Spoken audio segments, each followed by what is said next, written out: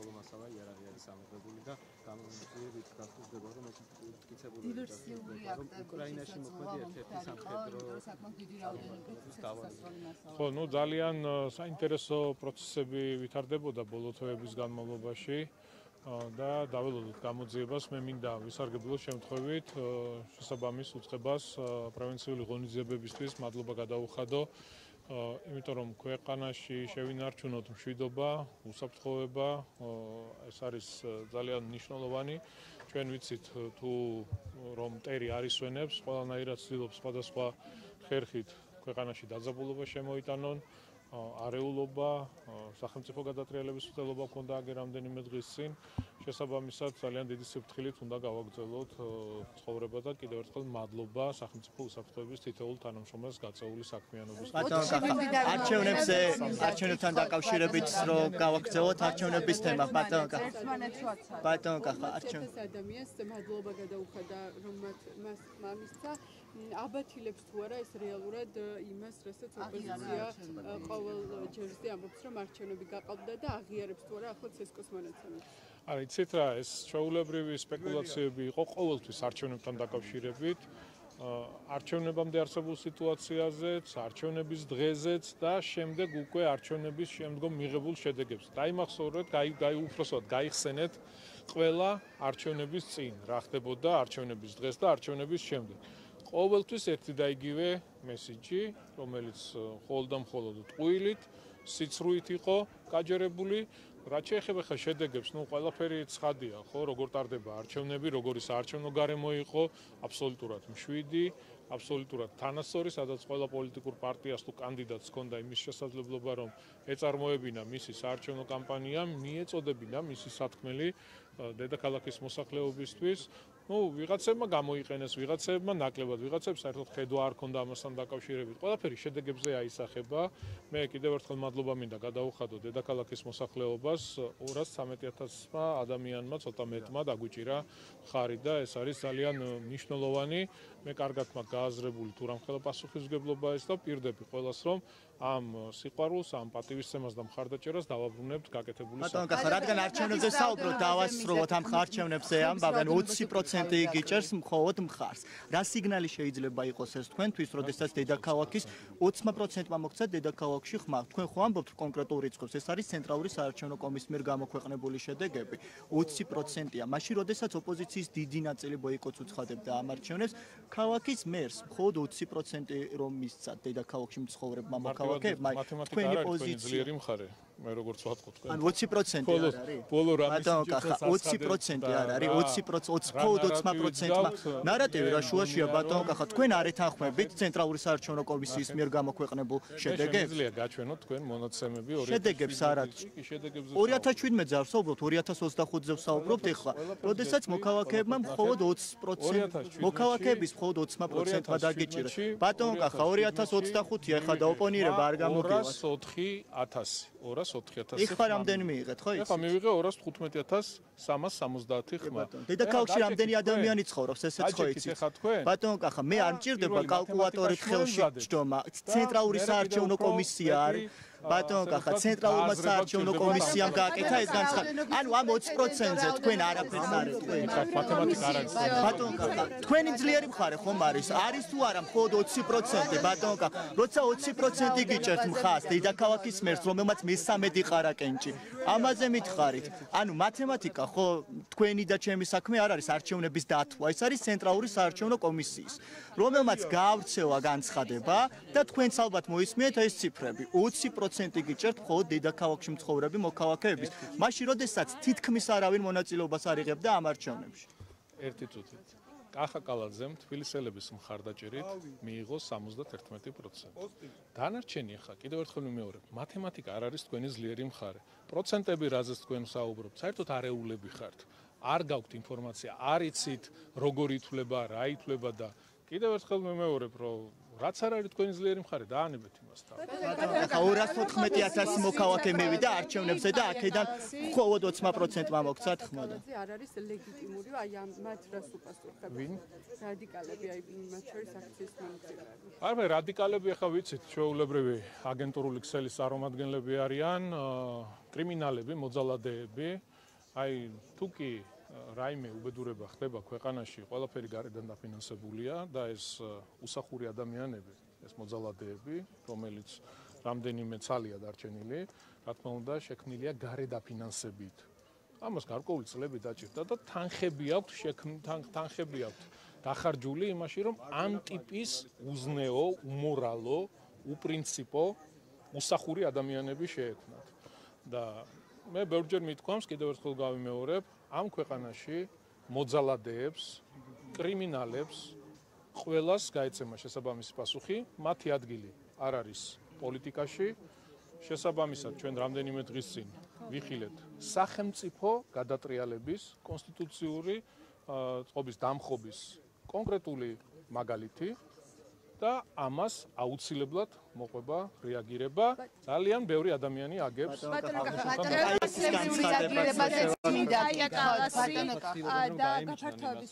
გადატრიალების მცდელობა გქონდა, რასთან გვაქვს ახლა. არაფერი არ გამოუვათ, იმიტომ რომ ყველაფერი დაფიქსირებულია, ყველაფერი ინახება, მათი განცხადებები, ქმედებები უკვე კონკრეტული.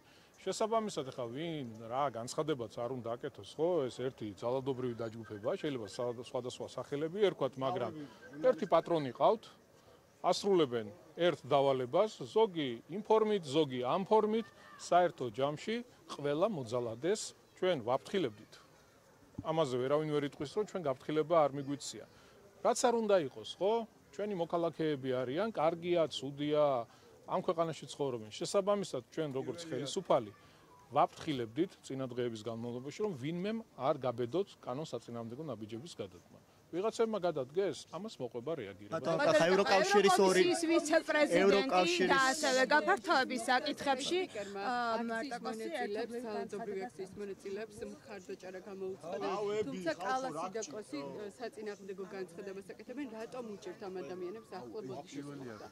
ბატონო, ხაი წაგეკითხავთ, რასაც ამბობენ, შეიძლება ვერ გაიცანით, განსხვავებული აზრის ფართომასშტაბიანი ჩამხობის გამო ჩატარდაო ეს არჩევნებიო, ეს იმას ნიშნავს, რომ ისინი არ აღიარებენ ამ არჩევნებს და ამბობენ, რომ სამართლიანი და კონკურენტული არ ყოფილა ეს არჩევნებიო, გულისხმობენ იმას, რომ დიდი ნაწილი ბოიკოტს უცხადებდა ამ არჩევნებს. გადამისა ბოდიში დავამატებ განცხადებაში საუბარია, რომ აუცილებელია კონსტრუქციული დიალოგი სხვადასხვა პოლიტიკური პარტიის წარმომადგენლებიც და სამოქალაქო ორგანიზაციების ჩართულობით მონაწილეობით. თქვენ თუ ხედავთ ამის რესურსს? მოდი ჩვენს პასუხს დაველოდოთ, ჩვენ ხვალ გვექნება პასუხი ამ განცხადებებთან დაკავშირებით, საერთო მესიჯი იქნება გაჟღერებული.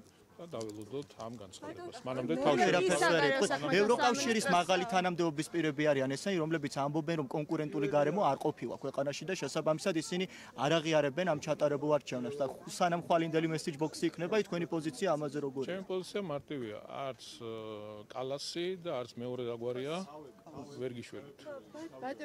იმიტომ რომ ქართველი ხალხი არ გიჭერთ მხარს. ევროკავშირი რო არ გიჭერთ მხარს, ეს საერთოდ არ არის საინტერესო. ჩემთვის ყველაზე მნიშვნელოვანი არის ანაირად არ არის ბატონო კახა, ევროკავშირი მნიშვნელოვანი. ერთი რამ უნდა გაიგოთ თქვენ. ამ ქვეყნის ბატონ-პატრონი, აი არის ჩვეულებრივი რიგით მოქალაქეები, ვისაც ხედავთ აქ. ქვეყნის მოსახლეობა და არა ვიღაცა კალასები, მალასები და ვიღაცები გარედან. გაიგეთ ეს, გაითავისეთ. ამ ქვეყანას მართავს მხოლოდ და მხოლოდ მისი აღმატებულება ქართველი ხალხი. ისინი იღებენ გადაწყვეტილებას, ვინ იყოს ხელისუფლებაში და ისინი იღებენ გადაწყვეტილებას ოპოზიციური სპექტრი როგორ უნდა იყოს წარმოდგენილი. ნორვეგიის საგარეო საქმეთა სამინისტროც აუცილებს განცხადებას, სადაც აღნიშნულია, რომ რომელიც შეაგროვებინა ემიგრანტებს აქციისთვის აქტიურობის საყიდლად. ხო, არ ვიცი, ხა არ მინდა მათ რაღაც შიდა დაპირისპირებაში ჩავირო ვიღაცას ფული მოპარა და ასე შემდეგ, ვიღაცამ ისე არასწორად მოიქცა, ვიღაცამ ის თქვა, ვიღაცამ ეს თქვა, ეს არ არის ჩემი საქმე. მე კიდევ ერთხელ მადლობას უხდი ჩვენი ქვეყნის მოსახლეობის უმრავლესობას სწორი პოზიციისთვის, ჯანსაღი პოზიციისთვის და აი ზუსტად იმ 1,100,000-ზე მეტმა ადამიანმა გასცა პასუხი იმ მოძალადეებს და ქვეყნის მტრებს, რომელიც აგენტურის სახით ყავს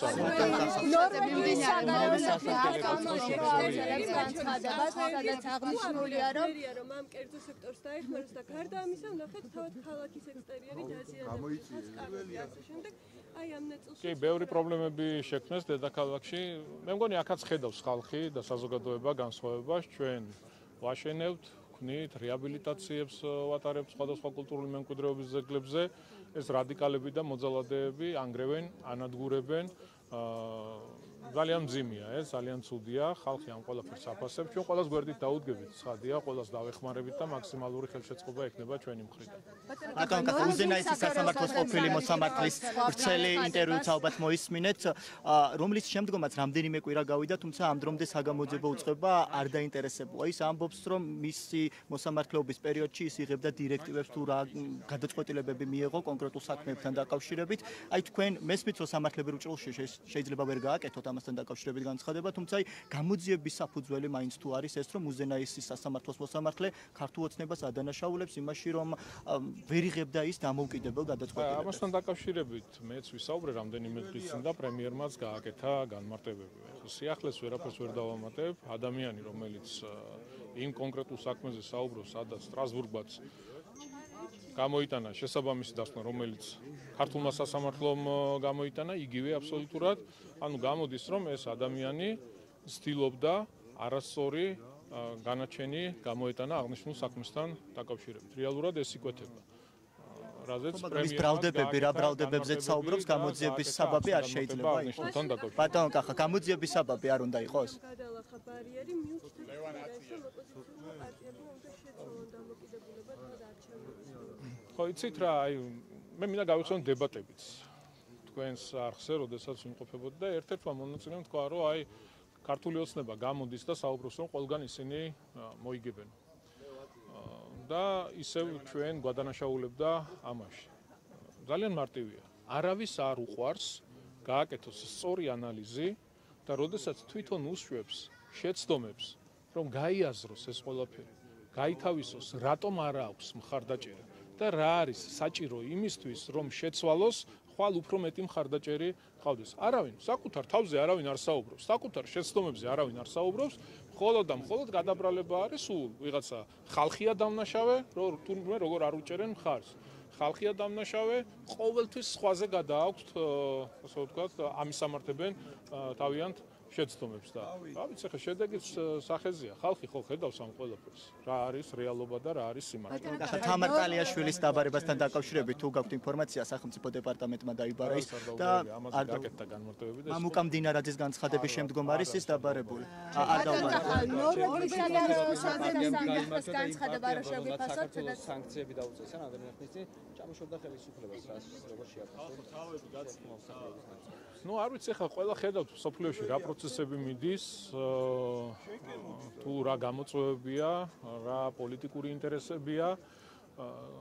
თქვენ არ იფიქროთ, რომ მარტო ჩვენთან არის ეს გლობალური ომის პარტია და მარტო ჩვენთან იბრძვის ასე, ხო? ძალიან ბევრ ქვეყანაში იგივე პრინციპებით, იგივე მიდგომებით, რა თქმა უნდა, ისინი არიან წარმოდგენილნი.